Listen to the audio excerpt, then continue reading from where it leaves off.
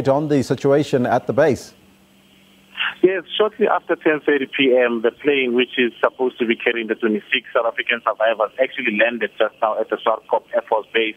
There's a hysteria as media trying to grab pictures, and there's also a contingency of police and some military, but we still haven't seen any senior official from the government who's officially going to welcome them. So far, the ambulances are on standby, and the survivors will be taken to the Biko Academic Hospital, where they will be assessed to find out their conditions. So as things stand, they're just about to get out now, where we're going to see how they're doing. So they haven't embarked from the plane as yet? Yes, so they've just opened it and then they're just about to come out, but we haven't seen anyone just come out as yet. As we're speaking right now, like, people are on standby just to see the extent of the conditions of those coming out so that maybe they can assist. We know that there's paramedics here, there's Metro Police, so that's the agency of taking the people there. The fact that, when they pass by the robots, they will be able to just pass without being stuck in the traffic. So, yeah, there's now movement happening.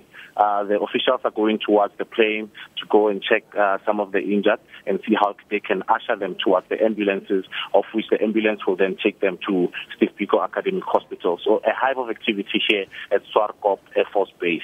So only the journalists at this point in time, with all the activity happening there, is there any security services also around there, or maybe from the Air Force Base as well?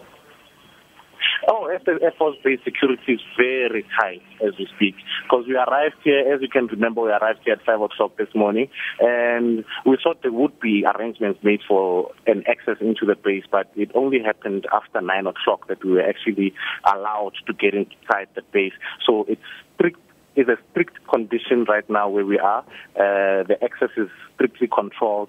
They searched the cars when they were going in. So definitely, the security has definitely been beefed up upon the arrival of the 26 who were injured there in Nigeria. Is there any international journalists at the scene as well? We've got correspondents for international media. Like we saw, there was this other lady, she works for a media company that's based in China as well. So there is definitely some, even though not to the extent of other cases that we have been reporting on lately, but definitely there is international interest on this story as well as we speak. Yes, there are some people from outlets from international media. You did indicate earlier that the family members were encouraged to go to the Steve Biko Hospital to wait there, but there's no family members at the Air Force Base this morning with you there? As far as I've seen so far, there's no members of the families. I've only seen media guys taking photos, recording sounds, but families, no.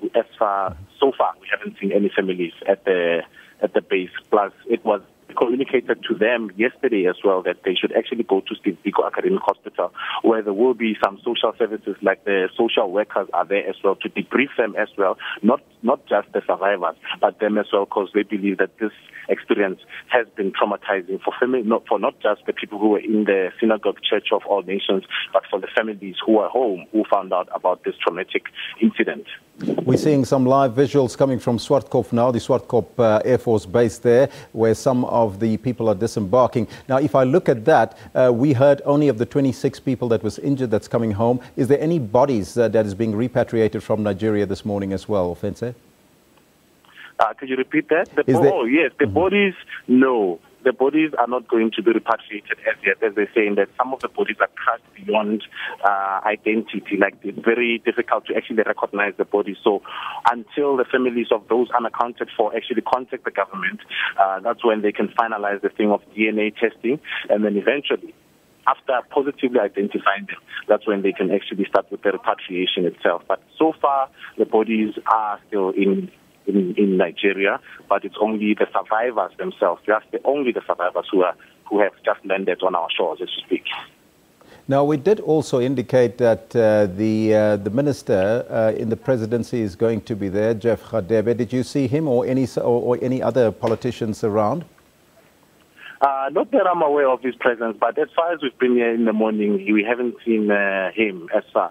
So the only person we've spoken to is the GCIS CEO, Pumla, who told us they're going to make special arrangements, especially for the 3 young children who are among the 26 survivors, saying that, 2 among those children are orphaned because the parents actually passed away during the collapse of the guest house that they were in.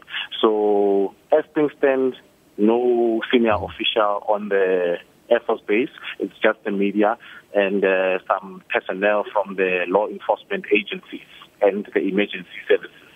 Now, the 26 people that's going to land this morning, have any of them been identified? So far, none of them have been identified as yet. Not that I know of. Let me just put it that way, sir. Mm-hmm. All right, Ofentse, that's all we have for now. Thank you so much for that report. We're going to, if there's any update, we'll come back to you to give us an update in terms of that to find out what is happening. Right now, we'll take a break and we'll be right back with the sports news.